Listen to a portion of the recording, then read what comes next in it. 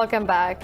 In Brazil, the number of deaths from COVID-19 has surpassed 35,000 as 1,005 more died in the past 24 hours. The US has recorded 922 deaths overnight, increasing the tally to over 109,000. Worldwide, the death count has crossed 394,000 with more than 6.7 million infected. Further details in this report. As the coronavirus outbreak shows no signs of abating, US President Donald Trump has called for a shift in strategy against the pandemic. Trump asked his administration to focus resources on protecting high-risk populations while calling for a total end to stay-at-home orders. Meanwhile, Brazil's President Jair Bolsonaro has threatened to pull his country out of the World Health Organization, accusing the body of being political. He has played down the concern, criticizing social distancing measures since the beginning of the pandemic. Health officials warn new deaths and cases in Brazil are still growing rapidly. In relation to the situation in the states, when you look, it's very evident that we are in an increase in cases week on week and also an increase in confirmed deaths week on week. The WHO has changed its position on face masks and is now encouraging people to wear them in crowded places. As UK's coronavirus death toll surpassed 40,000, Health Minister Matt Hancock urged people not to attend large anti-racism demonstrations. He also said people attending hospital, including staff, patients, and visitors, will have to wear a face mask from June 15th. As the NHS reopens right across the country, it's critically important to stop the spread amongst staff, patients and visitors too. So today we're setting out that all hospital visitors and outpatients will need to wear face coverings. Elsewhere, China has recorded 3 imported new cases of COVID-19, down from the 5 the day before. Pakistan has reported a record 97 deaths from COVID-19 in the last 24 hours. The Health Ministry said the death toll now stands at 1,935. The ministry reported over 4,700 cases in the past 24 hours, taking the total to nearly 94,000. It said over 32,500 patients of coronavirus have recovered so far. The ministry said more than 22,000 tests were conducted across the country yesterday. Officials at the province of Punjab has gained the lead in the number of infections with over 35,000 cases. In another news, the Pakistan Army says it has shot down an Indian spying quadcopter after it violated Pakistan's airspace in Khanjar sector along the line of control. In a statement, the military's media wing said the quadcopter intruded 500 meters into Pakistan's side of the line of control. This is the 8th Indian quadcopter shot down by the Pakistan Army this year. Earlier this week, the Pakistan Army said any Indian aggression will be responded to with full might. The military's media wing said India is preparing the ground to conduct a false flag operation by leveling baseless allegations against Pakistan. Now, Pakistan has called on the international community to hold India accountable for its actions in occupied Kashmir as the lockdown and communications blackout enters its 11th month. In a statement, the Foreign Office said India is trying to illegally change the demography of the disputed region. It said India's oppressive policies have failed to subjugate Kashmiris for the last 70 years. The Foreign Office said these inhumane restrictions have violated every single right of the Kashmiri people. Frustration, anger and fear have been growing in Kashmir since the 5th of August, when India stripped the region of its autonomy and imposed a curfew. The Taliban have released 38 Afghan soldiers and police officers as part of a prisoner swap under the Doha peace deal. In a Twitter post, the group spokesman Sohail Shaheen said the prisoners were released in Farah and Nimroz provinces. Shaheen also said freed soldiers were given clothes and around $65 per person as transportation fare. The prisoner exchange is part of a February deal which the US had signed with the Taliban in Qatar. In a bid to set the stage for intra-Afghan dialogue, US Special Representative for Afghanistan Zalmay Khalilzad has started another tour of the region. In a statement, the State Department said Khalilzad will visit Qatar, Pakistan and Afghanistan. It said the focus of Khalilzad's trip is to obtain agreement between the Afghan parties on the necessary steps to start intra-Afghan talks. The statement said envoy and the parties will review the implementation of all commitments in the Doha agreement. There has been an important headway for Afghan reconciliation as the two parties announced brief ceasefire during Eid al-Fitr and released each other's prisoners. Thousands of protesters have taken to streets across over 24 countries to demonstrate against the custodial killing of African-American George Floyd. In the U.S., protests continue for the 11th straight day as Minneapolis and California barred police from using neck restraints that killed Floyd. A U.S. District Court judge has also ordered Denver police to stop using tear gas, plastic bullets, and flash grenades against protesters. Elsewhere, protesters stormed the U.S. Embassy in Mexico City as they protested the death of Giovanni Lopez, who died in police custody last month. Meanwhile, France has banned anti-racism demonstrations planned outside the U.S. Embassy and near the Eiffel Tower, fearing violence and pandemic concerns. Over in Australia, the first Black Lives Matter protests are underway despite being banned by a court, citing the risk of coronavirus transmissions. Iran's Foreign Minister Javad Zarif has urged the U.S. to return to the 2015 nuclear deal that Washington abandoned 2 years ago. In a tweet, Zarif said a deal was in place when President Donald Trump entered office, and now it is up to him when to fix it. The call for a return to the deal was made a day after Iran released a U.S. Navy veteran it held in 2018 for posting anti-Tehran posts on social media. Earlier, the U.S. deported a detained Iranian scientist.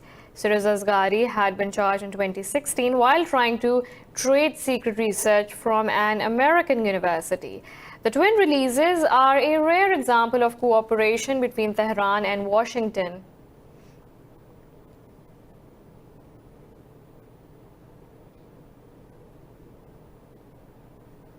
The International Atomic Energy Agency says Iran has continued enriching uranium at increasing levels. In a confidential report, the nuclear watchdog said Tehran is breaching the Safeguards Agreement obligations.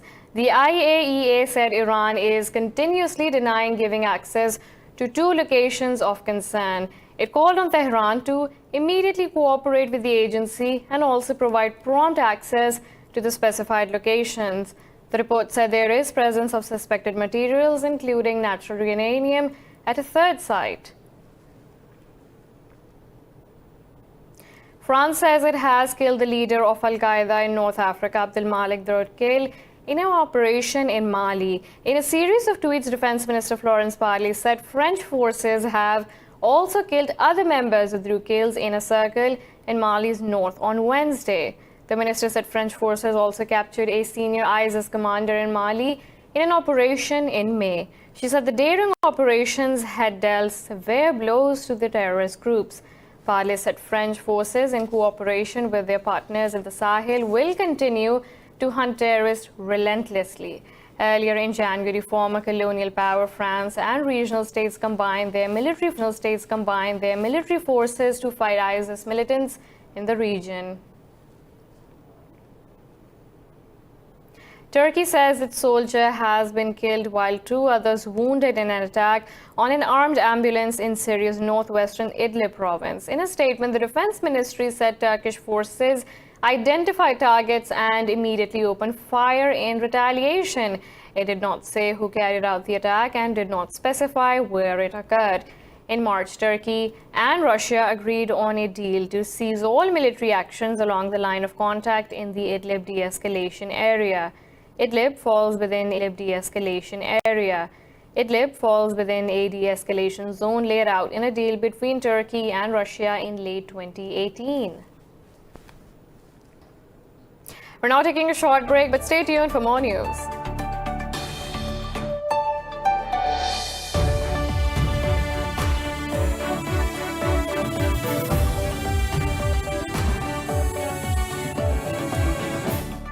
Welcome back. US-backed Kurdish fighters in Syria have declared a fresh campaign to hunt down remnants of the ISIS near the Iraqi border. The Syrian Democratic Forces said the campaign will target hideouts and hotbeds of ISIS. It said operations will focus on the vast desert in eastern Syria, where ISIS conducted a spate of attacks lately. Since losing its last territory in Syria in March 2019, ISIS attacks have been restricted to the desert. It regularly targets SDF forces and vowed to seek revenge. Iraq declared ISIS defeated in late 2017, but sleeper cells have survived in remote northern and western areas. The UN Security Council has approved a one-year extension to an embargo on the flow of weapons to Libya. In a statement, the UN said the Security Council unanimously approved the extension during a virtual meeting. The statement said the member states get a series of approvals to inspect vessels on the high seas of the coast of Libya. It said the countries will also be able to inspect elements suspected of violating the arms embargo. Meanwhile, the UN Libya mission said the ceasefire talks for the war-torn country have begun. In a press conference, UN Information Services Director Alessandra Velucci said the UN mission and Khalifa Haftar's delegation held initial talks on Wednesday. U.S. Transportation Department says it will allow Chinese passenger carriers to operate 2 flights per week. The decision comes after Beijing said it would ease coronavirus restrictions to allow in more foreign carriers.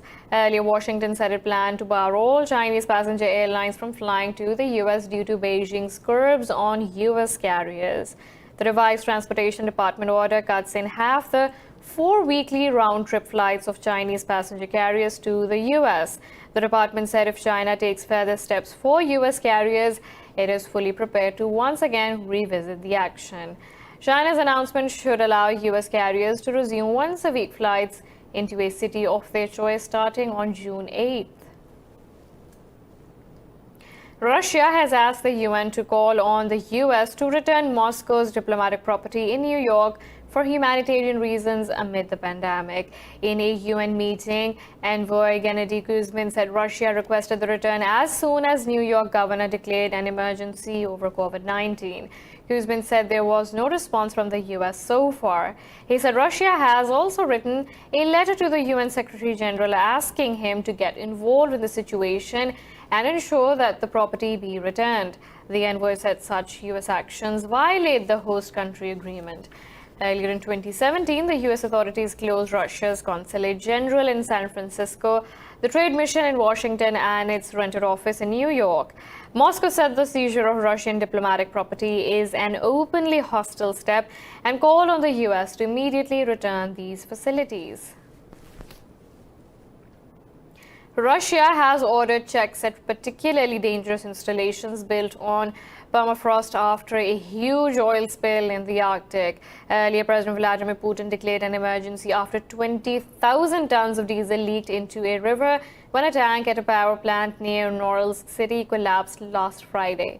Initial inquiries have suggested ground subsidence as the cause of the oil spill. The plant's director has been taken into custody. The Russian Investigative Committee has also launched a criminal case over pollution and alleged negligence. During yesterday's meeting with Putin, it became clear that regional officials found out about the spill 2 days later. In such catastrophes, every second counts, because in the first couple of hours, it's important to localize the incident, so as not to allow the spill to spread further. Every hour lost leads to tens of thousands of square meters of pollution. The group of 20 biggest economies has pledged more than $21 billion to fight the new coronavirus. In a statement, the bloc said the funds will be directed towards diagnostics, vaccines, therapeutics, research and development. The statement said the contributions support national, regional and global emergency and preparedness response. It said G20 members have also significantly invested in humanitarian efforts and strengthening health systems in lower-income countries. This comes after the G20 countries injected over $5 trillion into the global economy in late March to fight the virus and its economic impacts.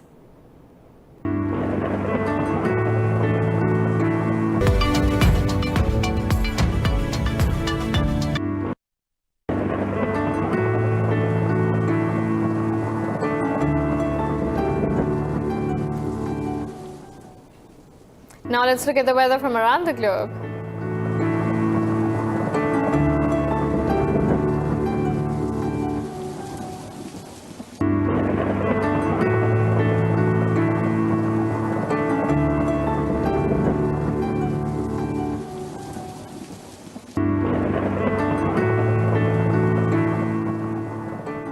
This is all for now. For the latest updates, you can follow us on social media at indus.news.